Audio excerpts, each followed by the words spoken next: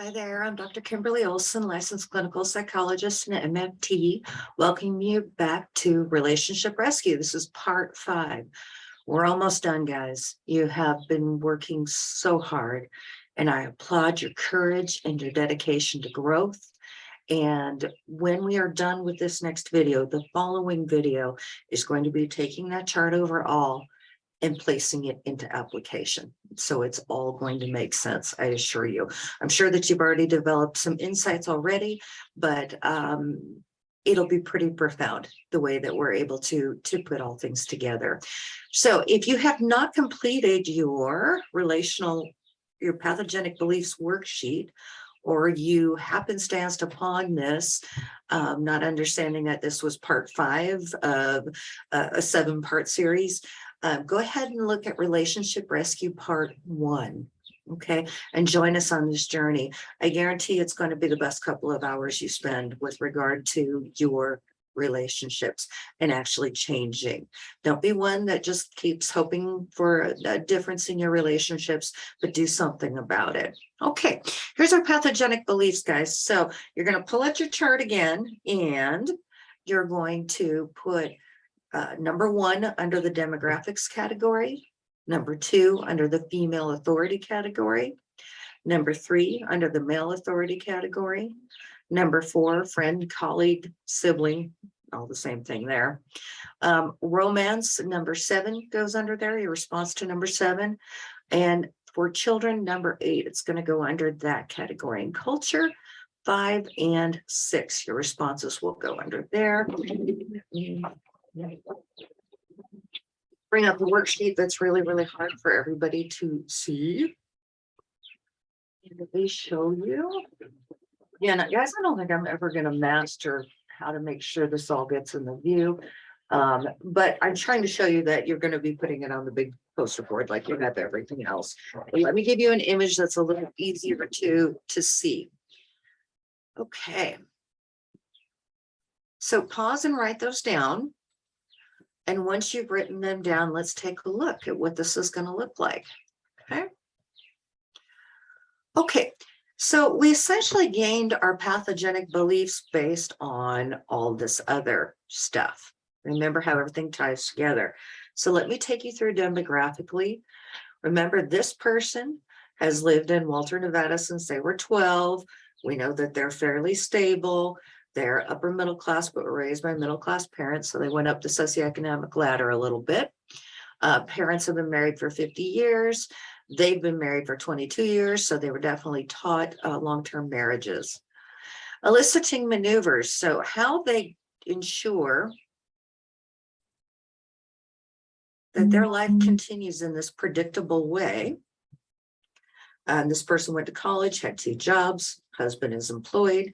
They stayed in Walter for the family, upper middle class, and stayed married. And as we suggested before, these eliciting maneuvers are not an accident, okay? They're the things that we do to ensure that things end up in a predictable way, okay?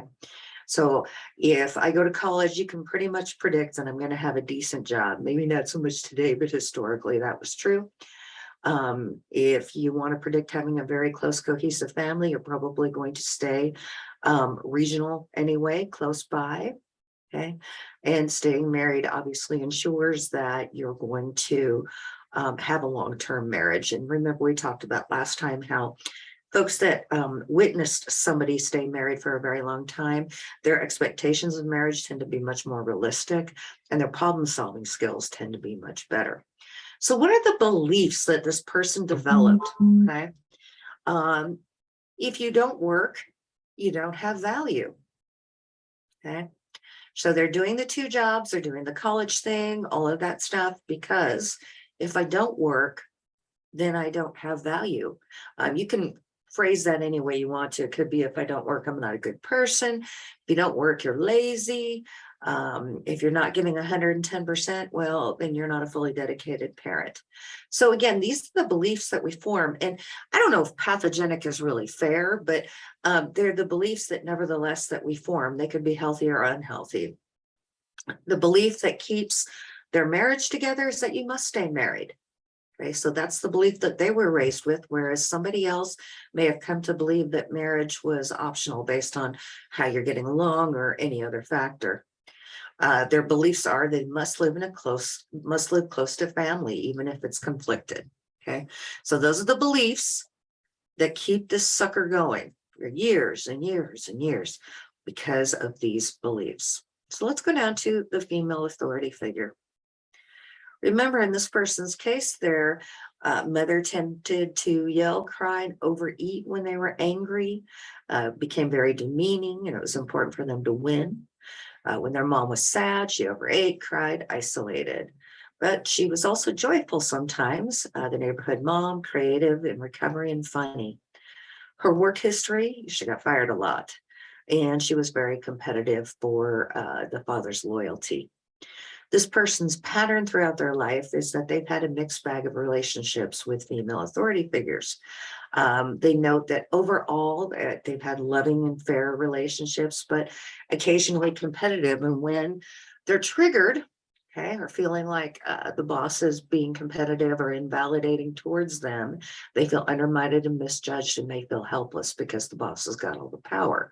Okay, so that's very much like it was when they were growing up. At work, they tend to be the hero. They're hardworking and dedicated. Female authority figures, guilty until proven innocent. So we discussed before that our eliciting maneuvers is how we get people to behave in a predictable way. And if we come off as defensive and suspicious and hypervigilant around female authority figures, they're going to react in kind. Okay, so we can almost say we provoke that behavior in other people. That's our eliciting maneuver. And this person also falls into the category of dichotomous thinking, that either the female authorities are perfect or they're monsters, and there's no in between. What pathogenic beliefs, what did this person grow up believing about female authority that keeps this whole pattern going?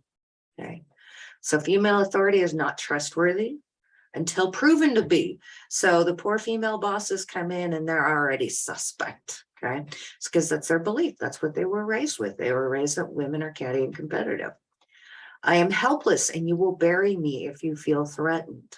Okay, those are really powerful words. So this person, based on their childhood, okay, who experienced a competitive mom, that if mom was feeling threatened, she would demean and undermine the daughter. Okay, assumes that this is what's going to happen now in life if she experiences an employer who is catty and competitive. But again, remember that this person's going to be hyper vigilant to those signs anyway. So you're either the perfect mother or a monster. So these beliefs are the thing that keeps this whole cycle and those relationships going with women. Male authority figures. Remember, the dad was a peacekeeper. Even at the children's expense, the father tended to isolate and worked.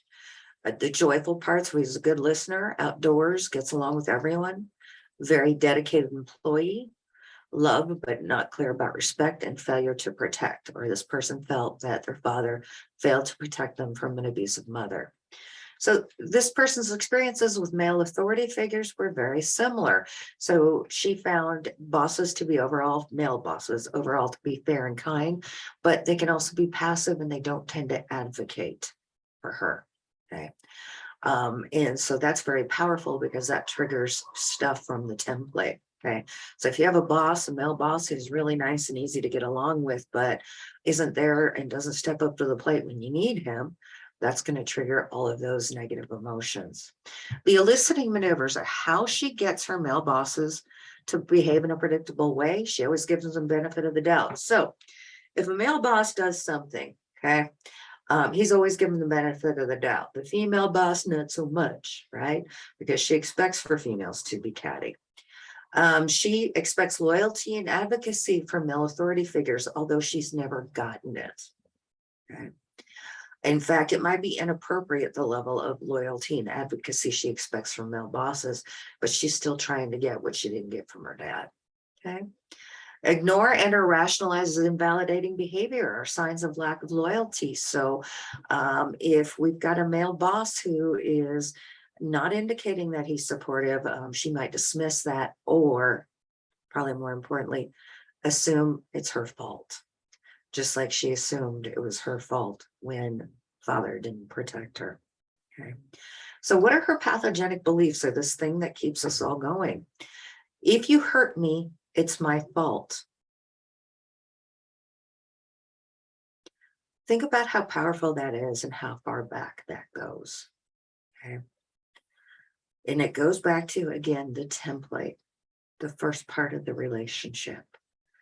If you hurt me, it's my fault. Okay. You will not protect me. You will betray me despite my loyalty to you. Okay. And so these are the beliefs that keeps this whole thing going. Okay. So her expectations of her male bosses are all based again on these pathogenic beliefs. What about peers? Again, you remember that this person was very exclusive, had one best friend, mostly positive and supportive, not especially close to their brother. They saw that pattern, and that person tends to have one or two true friends, positive experiences overall, but negative, has had a few betrayals. So how this person gets people or peers to behave in a predictable way is exclusivity. So they tend to give everything to one or two friends. They can be harsh with high expectations, or expectations that no friend's going to live up to. Lack of investment and or neglectful or dismissive, or only gives the bare minimal to keep that relationship going. And the reason, of course, for that is that in this person's eyes, relationships are not worthwhile. Okay.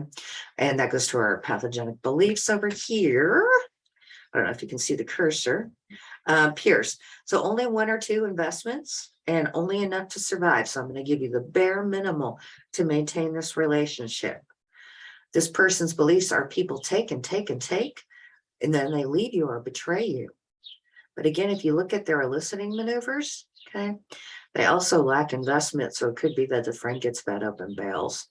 So their belief is that most are not worth the investment of time, most relationships with friends. And so accordingly, okay, they stopped giving. And you can see how cyclic this is, right? Because if you don't give to a friendship, the other person's going to get fed up and probably eventually leave. But yet this person has been left and betrayed before, so they don't want to give more than the bare minimum. Right? What about culture? So remember, they were raised Baptist, but became more spiritual. They're from a Caucasian family. It was important to that family that you stay married. Some of their cultural experiences are that they felt some hurt over sort of mocking portrayals of Caucasian people in the media, and assume that rejection, they assume, first of all, that rejection is part of just being from their ethnic group. They take things personally. That's the eliciting maneuver. Okay. So, for example, if we were considering big picture issues, right? So we have cultures, especially minorities, that have been so screwed over that a little passive aggressive humor is probably appropriate, but this person personalizes it. And by personalizing it, they elicit that pain. Okay, let's look at the pathogenic beliefs. With God, their investment is minimum for survivor and favor. We see in a pattern here, guys. We invest minimum in culture and in peers. Okay. Other cultures are not seeking equality, but superiority and payback. So if that is your belief, that the minority cultures are not seeking equality, but superiority, you're going to be mad. Okay. And you feel like your culture is always going to be the bad guy. Okay. Instead of reframing these beliefs, which is right now people are settling into their rights, they're not quite sure what to do with them, and they're still fighting and advocating. Huh? What about romance? All right, so this person had been in a really bad relationship to start off with, where the person was very funny and charming, but an addict and was a liar and very abusive. The second relationship, loyal and kind. And we had sort of established when we were looking at the pattern, okay, that sorry about that. They tend to bait and switch. They had tolerated unacceptable behavior because they were really desperate and felt devalued. Okay, that's the eliciting maneuver, how I get this person to behave in a predictable way. If I tolerate your crap, that's a red flag for an immoral person to do it again. In the second, this person ignores the problems in the relationship. They get lazy and easily frustrated, so they just stop dealing with it. So the belief becomes, you know what, it's not going to change anything. So I will work to avoid my emptiness and neglect the relationship or give as little as possible. Part of that pattern. Okay. And so based on these eliciting maneuvers, their pathogenic belief became men will pursue you until they get what they want. Then you will be devalued, because that's this person's experience. But when you take it all the way back, it goes back to the fact that they were devalued by their father. Okay. So there's an expectation of being devalued by men, because what we live with, we learn, what we learn, we practice, and what we practice, we become. Okay. Men can take care of themselves and they don't need a lot of attention. Okay. So that rationalizes or justifies this person's neglectful behavior. So again, we have this absolute pattern of giving as little as possible because they've been so hurt in the past and felt taken advantage of. So you almost become sort of your own worst enemy, to the extent that, again, if you give a relationship very, very little or just the bare minimal, chances are that person is going to leave in time. With children, this lady was irritable and isolating with her adult children. When she was sad, she would cry and isolate. Her spouse was sarcastic and avoided emotion, but they did enjoy spending time together. They like to do things like crafts and traveling and those sorts of things. Okay, but as adults, her relationship with her children is very loving and very distant. Anger and pain not discussed, because they don't want to hurt each other. See, the child has learned what the mother, the client in this case, taught her, which was talking about issues isn't going to help anything, so we just don't talk about it. So it's a neglected relationship that struggles with genuineness, but a very generous and lots of love. So this client's belief is that her child is very fragile physically and emotionally and cannot withstand confrontation. Well, of course, her child can't withstand confrontation because she can't withstand confrontation. She taught her that that's not what you do. You don't confront. Okay. We ignore, because if we confront issues, then something, I suppose something really dire is going to happen. So she might reject me or yell at me if I discuss my feelings. Okay. And so this relationship feeling very, very empty continues to perpetuate because, again, of the faulty beliefs that the relationship cannot withstand confrontation.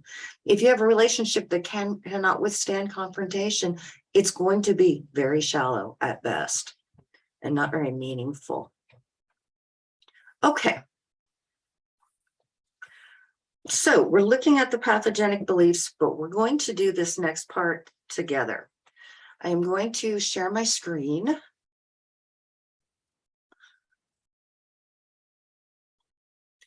And show you the core beliefs worksheet. Now, I'm going to attach it to the video, but this is something that you really, is best done as a group. Okay, so let me bring this up. So core beliefs are what we have decided about ourselves. Once you strip away the defense mechanisms and the explanations and all that stuff based on these patterns, the core belief can be found by questioning your pathogenic beliefs, but this is often a task best done with a trusted other. So I'm going to teach you how to be your own internalized therapist. It may not rock it, but if it doesn't, you can certainly contact me and we can work together on this part. Finding core beliefs takes a big bit of digging. So some of you will be able to do this for yourself, but there's no shaming and asking. Ask a trusted friend to help you narrow your beliefs. So here's an example of what this might look like in therapy. Therapists, so you believe that all men will hurt you. That's their pathogenic belief. If all men will hurt you, what is it about you that makes this true? They don't hurt everyone. Why you? And the client says, I guess because I put up with so much crap. Therapist, but why do you put up with so much crap? Why you? You said your friend Emily doesn't take any crap. What is it about you that makes it okay for others to give you so much crap? Client, I just don't want to be alone. Therapist, so you have to put up with crap to not be alone? How come Emily doesn't have to put up with crap to not be alone? Client, well, she's beautiful. Therapist, do you have to be beautiful to be treated with respect? Client, look, he's the best I can do. Therapist, why? Why is he the best you can do? What is it about you that only makes you worthy of someone who treats you like crap? Client, I am nothing. My own father didn't want me. I'm fat and ugly. I'm nothing. I should just be grateful that somebody is there. So in this case, this person's core belief is actually, I am nothing. Okay. And it is what happens when you swoop away the layers of the bullshit in our defense mechanisms. It's what do we really believe about ourselves based on these patterns? Okay. And it's going to take some psychological strength for you to be this honest and this candid. Okay. But by knowing your core beliefs, it's where we can begin to really challenge them and to challenge things in your life. Okay. So core beliefs tend to elicit shame. So here's the thing, shame exists whether you talk about it or not. Whether you admit it or not, it exists. And revealing it is the key to healing it. Okay. So you're going to look at your pathogenic beliefs and you're going to use an if-then formula. So if the pathogenic belief is true, then what does it say about me? That's the core belief. So for example, if money is more important than my health, then I must not be very important. If my wife will leave me if I don't make good money, then I must not be important and loved and unloved. Okay, look at your female authorities. Remember to use the if then. If this is true, then what? Okay. For example, if all women are out to get me, then I must be a bad person. Or maybe it's unworthy. I mean, your core belief is going to belong to you. What about male authority figures? Again, use the if then formula. If blank is true, then what does it say about me? So for example, if my boss assigns me most of his work and not others, then my time, me, must not be very important. Look at your peer pathogenic beliefs. For example, if my friends leave when the money is gone, then I'm not lovable or likable. If then for romantic relationships, if gaining weight makes me unattractive and deserving of my partner's infidelity, then what does that say about me? It must mean I'm not very lovable. Now, it's not to suggest that we don't know that this is nonsense intellectually, right? We're surpassing or bypassing the intellectual system and going right to your core beliefs, because you can't talk yourself out of them until you have the tools to do that. Okay. And by the way, they always exist. It's just you become much more aware so you're able to combat them. And what about children? For example, if children who love their parents call and my children don't call, then what does this say about me? Okay. So you're already probably starting to recognize that there's alternative explanations for everything. But let's take a look at how this is going to read on your chart. Okay. So what I'd like you to do at this point is pause this video. Okay.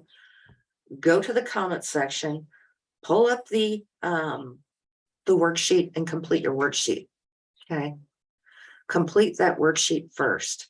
And then we're going to look at how to apply this to core beliefs. So let's take a look. Okay. So remember the if-then assessment. Okay. Let's go down to core beliefs. Okay. All right. So you have added your core beliefs to your chart. Okay, what you came up with. And let's use the if-then equation. So if you don't work, you don't have value. Ask yourself, what does that mean about me? I'm not lovable enough to be taken care of. I must stay married, must live close to my family, even if it's conflicted. Well, what is your belief about yourself? It could be that the family is more important than my individual treatment, which would mean what? I don't know. Maybe I'm not very important. I'm going to try to pull up a bigger version of this.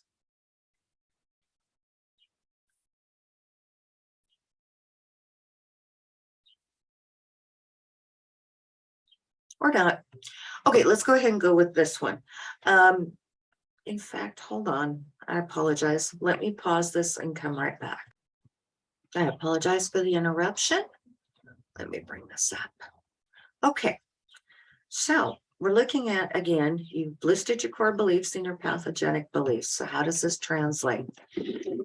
This person believes if you don't work, you don't have value. Remember that from the pathogenic beliefs portion? So I must stay married. What, to have value?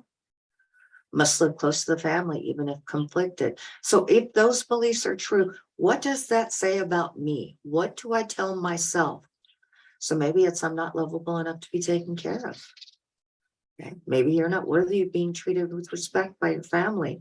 It certainly appears that based on this person's pattern, they have elected to allow a certain amount of disrespect, which again comes from a core belief that maybe the family usurps what my individual feelings are, which means again at the core level, then my feelings must not be very important. Let me take you all the way through. We remember the abusive mother, right? And we remember that our client is super suspicious of female authority figures, right? They're all guilty until proven innocent, tends to become very defensive. She believes that women authority figures are not trustworthy until proven, right? Because of her history. And believes that she's helpless and will bury me if she feels threatened. So just like mom. And again, you're either the perfect mother or a monster. So if that's true,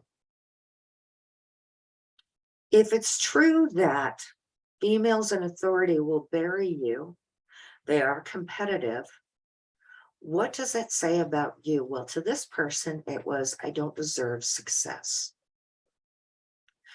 Because my success makes people feel like less of a person. And if I make people feel like less of a person, then I must be a bad person.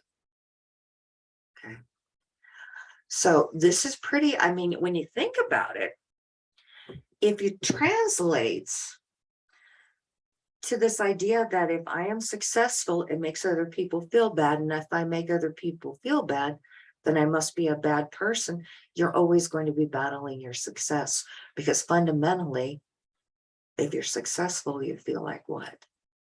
Like you're a bad person. All right, let's take this down to male authority figures. Remember, we got the passive nice dad, right? And she cuts men a whole big bunch of slack. She came to believe that if a male authority figure hurt her, it was her fault because after all, she blamed herself for dad not wanting to protect.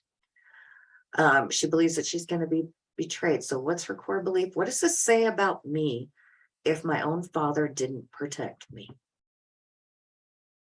What does this say about my value as a person? Okay. Chances are you've translated this into some version of I'm unworthy of being protected. And I'm unworthy of loyalty. Now, if you walk into a relationship with a male authority figure and already have those core level beliefs, you're going to let them get away with a whole lot of bullshit. Okay. Those are the core beliefs. Okay. Peers, remember, not a real close relationship with brother, tends to have a lot of exclusivity as far as friendships, only invest one or two and invest the bare minimal. Okay. So the pathogenic belief was only invest in one or two are enough to survive. They take, and then they leave or betray you. Most are not worth the investment of time. So at the core of that, what does that mean? If that's true, that you give and give and give, and then they leave and betray you, at the core level, there's a belief that I'm not loved for who I am, but what I can give. And therefore, I'm unlovable. Okay. Culture, again, we've got somebody who was raised in a Caucasian culture, They do understand things like white privilege, but they tended to personalize some of the jokes and the belittling and the mocking that goes on of white culture, instead of understanding that a little passive aggressive humor is probably warranted considering the history. However, remember, with their relationship with God, investment is minimum only for survival and favor. And other cultures are not seeking equality, but superiority and payback. I will always be the bad guy. So if I believe that, then I'm unimportant. Okay. If really what you're wanting to do is to be superior and pay me back for years of anguish, I'm not worthy of being treated with respect. Can be your core belief. Now imagine how pissed off they are. Okay. When they hear humor and sarcasm and those kind of things. If you believe fundamentally that what that other person is saying to you is that you're unworthy of being treated with respect, yeah, you're going to be mad. All right. For romance, remember, she was married to a jackass the first time, the addict who lied and abused. Second time around, somebody who was very loyal, but very surface. She tolerated unacceptable behavior in that first relationship because she felt desperate and devalued, ignored problems in the second relationship. So remember, the pathogenic belief that she came to acquire was that men will pursue you until they get what they want. Then you will be devalued. Men can take care of themselves and don't need a lot of attention. Remember, that's sort of a rationalization for not investing a whole lot. If these things are true, what does this say about this person's core belief? If they'll pursue you, screw you, and then leave you, it means I'm expendable, to be used up and discarded. That's the core belief. So imagine walking into relationships with men with that core belief. And another core belief is that he's unimportant. So that men can take care of themselves. They don't need a lot of attention. So I do not need to treat him like he's important. Because the last time I treated somebody like they were important, they absolutely devastated that person. All right, how about for the babies? Again, this person tends to be irritable, crying when they're angry or upset. Very loving relationship with adult children, but very distant. This is a neglected relationship. There's not a lot of genuineness because the belief is that this person's child is very fragile and cannot withstand confrontation, which of course she can't. She's never taught how to withstand confrontation because that's not what's done in this family. She will reject me if I do confront her, or yell at me if I discuss my feelings. So if I have a fragile child, what does this mean about me as a mother? I am a failure. I am a bad mother. My child doesn't really love me if it's true that she will leave. Okay.